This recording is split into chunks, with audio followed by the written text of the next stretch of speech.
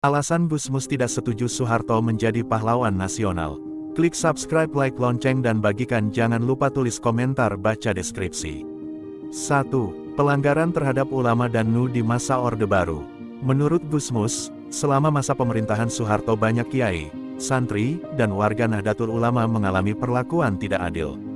Contoh konkret, banyak kiai yang dimasukin sumur, papan nama NU dilarang dipasang, dan jika dipasang pun banyak yang diruntuhkan oleh pejabat lokal, bupati, misalnya. Adik Gusmus, Kiai Adib Bisri, pernah keluar dari PNS karena merasa dipaksa ikut Golkar. Dia juga menyebut kasus Kiai Sahal Mahfud yang sempat diminta menjadi penasihat Golkar Jawa Tengah, tetapi menolak. Hal ini menunjukkan tekanan politik terhadap kiai.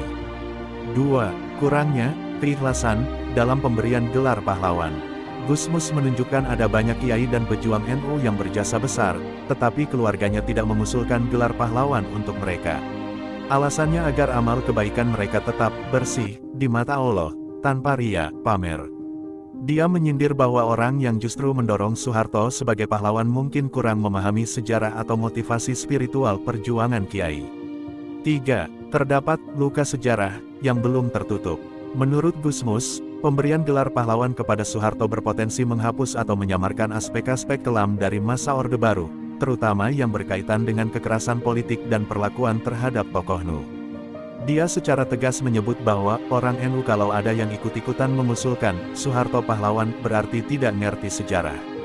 Signifikansi dari penolakan ini, penolakan Gusmus bukan semata-mata soal ambisi politik, tetapi berakar dari pengalaman sejarah dan dakwah pesantren.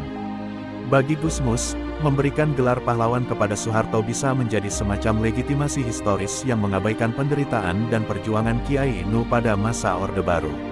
Ada juga dimensi moral dan spiritual, kiai yang berjuang dengan tulus mungkin tidak ingin gelar resmi karena khawatir amal perjuangannya tercampur dengan pengakuan duniawi.